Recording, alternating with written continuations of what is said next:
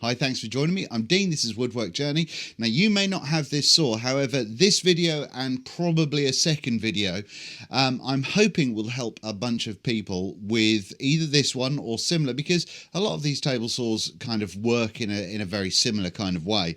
But also I want to encourage you to, not let stuff get to landfills.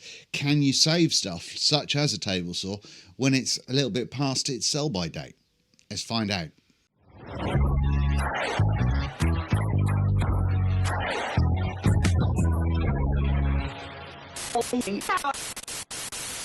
This is my Axminster TS250 from the hobby range, which came from before the craft range, which is before the current range we have now. Now, I picked this up last year off Facebook Marketplace. I think I spent about 250 quid on it. And it had been relatively well looked after, but it wasn't brilliant.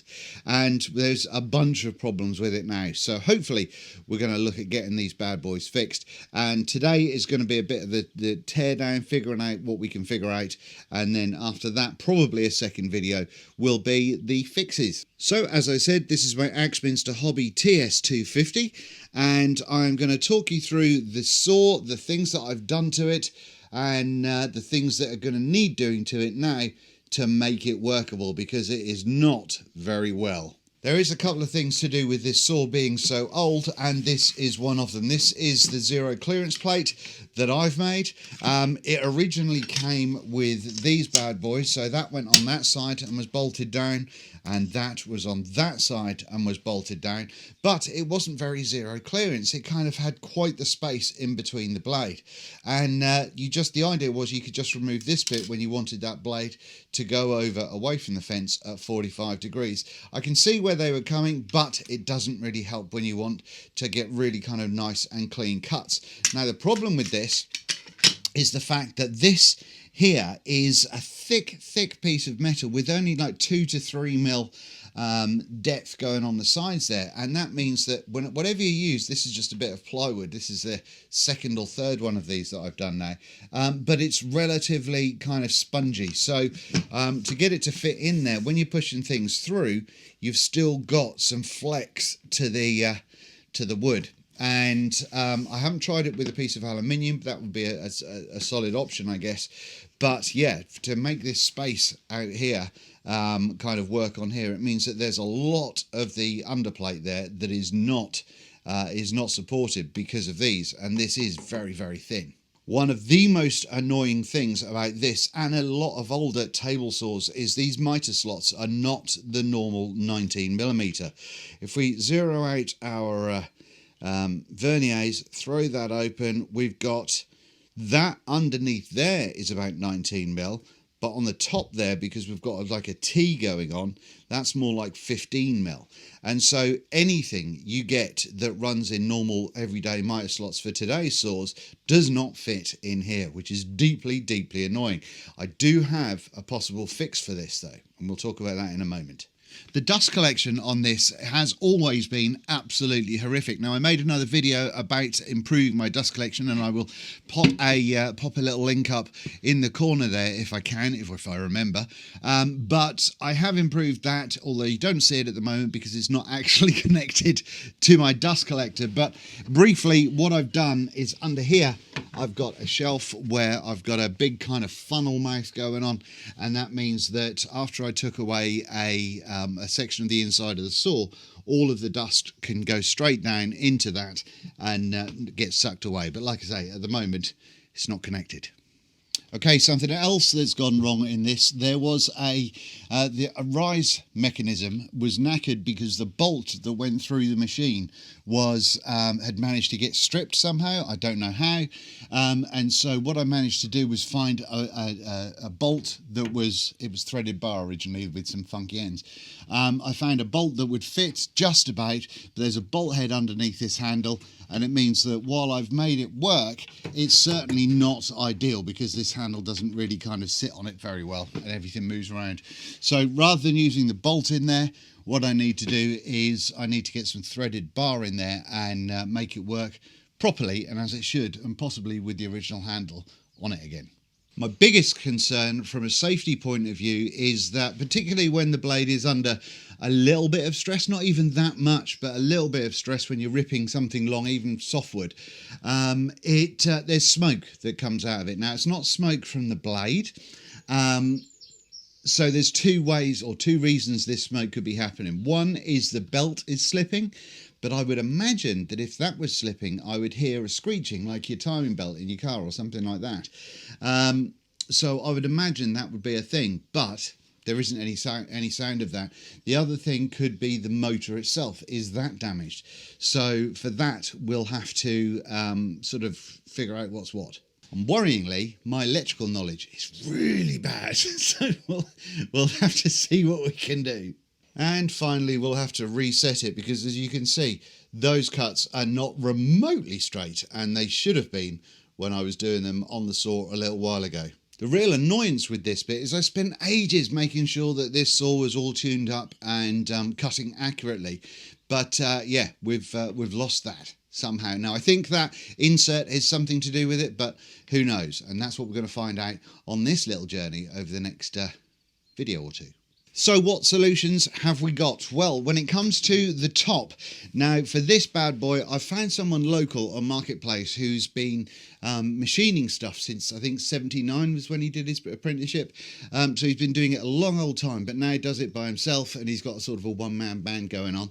And I am going to take this top, I'm going to take the cast iron top off it, take it to him and get him to widen out these holes, so from the 15mm to the full 19mm. May even go a tad deeper as well, but we'll see what that looks like when that's happened. I may even get him to see if we can take this down a little bit further as well, so I can use something thicker. Even another mil would be nice to get a little bit more strength in whatever I use as a zero clearance throat plate. And for that, by the way, I have got a cracking idea of using kitchen door magnet thingies to hold the throat plate in, but we'll come to that much later on. So what I've got to do now is transfer the saw from my cabinet that I made to that little shelf so we can get underneath it and all that sort of messing around. It's going to be problematic because that bad boy weighs about 70 kilos, I believe. But there's bolts holding in the front fence under here, so there's like 3 bolts there. We'll take those out, take the fence off, and then get to it. I'm not going to show it on camera because I'm probably going to do stuff that's quite dangerous, and I'm also going to be having help as well. Yep, definitely should have turned on the dust collection before now. But that's the saw on here now. I've got a bit of metal that's kind of got folded over edges to make sure it doesn't fall off the workbench. I've got a bit of wood on top of that just to make sure that it's sort of a little bit extra stable. And yeah, I guess now it's a case of taking the bugger apart.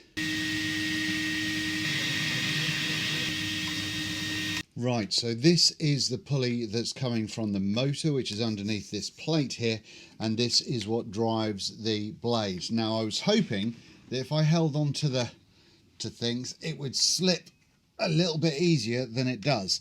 I mean, there's no... that, I suppose, that top one does a little bit, but this belt does not look at all worn out. I'm trying to get you right in on the action, and this belt, I mean, it seems to be fine. There's no kind of obvious wear and tear on it that could be causing smoking. There's no signs of any damage. There's no kind of residue of stuff on the back there. So I've got, on the wheels rather, so I've got no idea. Now I'm a little bit worried.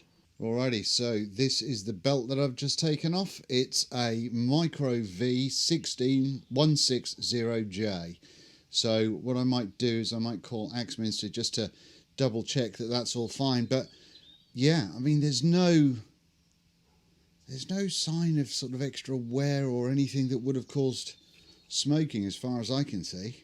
Okay, now what we can see here is this section of plate is attached to the top of the table. Now this is for the adjustment if the blade isn't straight. So this is what I was just pointing to, but these 2 bolts here, if you undo those at the front and at the back here, then that's where you can pivot the blade to make sure that it runs in line with the mitre slots. So that's useful.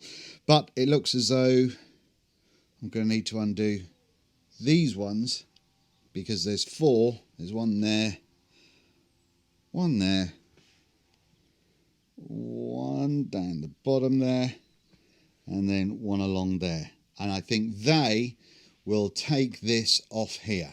One thing that people might not know is the difference, or the main difference, between a cabinet saw and a table saw is the table saw is the equipment, everything is attached to the top table, whereas a cabinet saw, all of this nonsense is inside the cabinet and you can actually take the table off to work on it. So things like the old Wadkins and Startrights and all that sort of stuff, you could remove the cast iron table pretty easily.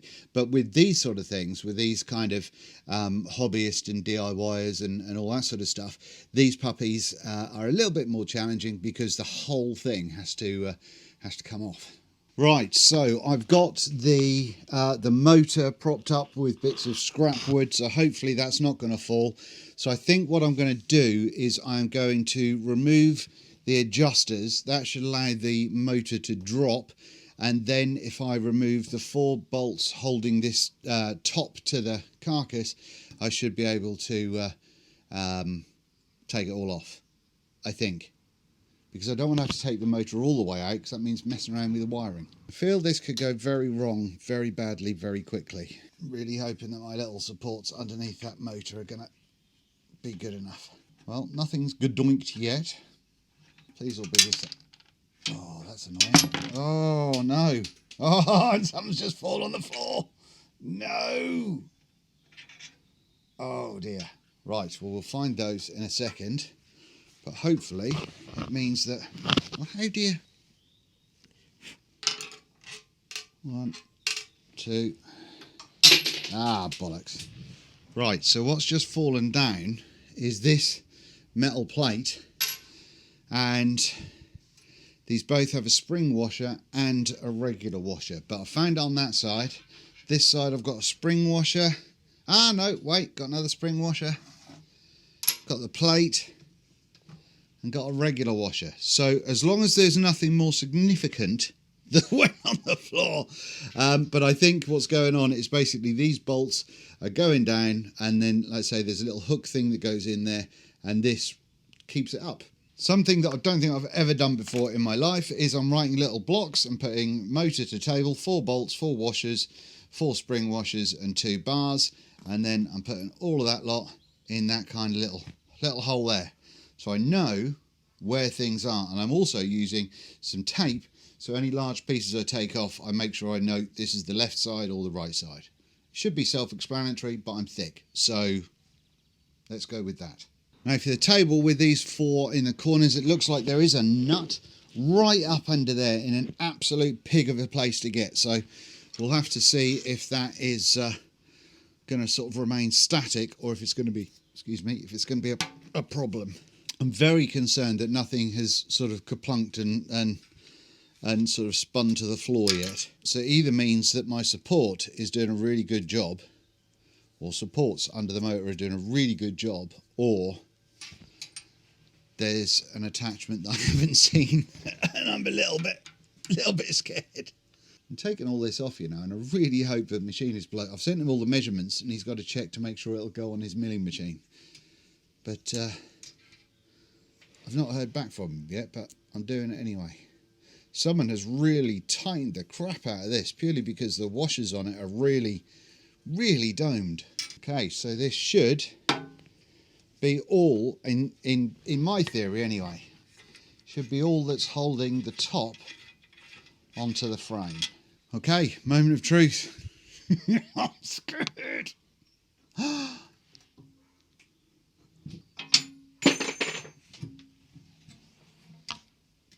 Okay, that's quite heavy. Well, that's the top off, and something fell off. I don't know where that was. Don't know what happened there. Oh, I think it's probably the same as whatever this is. And it looks like there might have been washers on the corners. Haha! Jolly good. Okay, so it's had a bit of a clean up. There's always going to be a load more dust and shavings and stuff come out of nowhere at some point in time, but we're getting there. That's the main thing. And it's still pretty dusty, as you can see. I mean, the vent here was super dusty and super caked in dust. But I mean, I've not seen any evidence of anything burning, so I've got no idea what's causing the smoke and stuff. Don't think I realised, but this seems to be an adjustment for the table. Yeah, it must be. Oh, how exciting. This bar at the side here is what causes the bevel to action to happen. So this deeply threaded bar that goes all the way along here goes across the front of the saw, and underneath has a little section where it's attached to the motor. So as this is wound forward and back, that then pulls that forward and back, and therefore tilting the motor. Now, if you do ever have any issues where you can't get a full 90 or 45 degrees, they've usually got these right here, and these little stop blocks have got an Allen key that hold them in place on the threads. You undo that Allen key, wind that to where it needs to go, lock it back in again, and job's a good one. And that'll be your natural stop for a 45 or 90 degree. So as far as the rise and fall, which is what this handle does, inside there is a little bar, and you might be able to see that threaded bolt. That should be bar, but I've had to use a threaded bolt, and I need to make that longer, so I need to purchase some bar rather than the bolt that I've put in there. And that is what, as that moves, this is what pulls by this right here. This is what pulls the whole motor and the whole blade assembly up and down. This is looking at it from underneath, but yeah, that's what sorts that out. So I need to get some threaded bar to replace that and make it longer. So I'm going to call that a day when it comes to this on that one. So I've got to check on the belt to make sure it's the correct belt with Axminster, if they know. I know their support for older machines is not great, so we'll see if they know that, if that's correct. I've got to order an M8, I think it's an M8, I'll double check, but some threaded bar for the front there. And there was something else. Oh yeah, seeing about the tabletop, seeing about getting that machined. So we can have proper mitre slots and put an insert plate in. If I've said if I can make that 5mm deep, then I could use 5mm ply, you see, or even bigger. But yeah, so that's where we're at the moment. I don't think I want to start taking the motor apart because I don't know enough about electricity to do that. A couple of issues that I've found at the back here is that there's a cover that goes over the on-off switch, which is loose. I think I remember seeing that before, but doing nothing about it. I don't think that's the cause of the smoking, because it seems to happen when things are under load. But no, we'll see what's what. But no, that's it for the time being.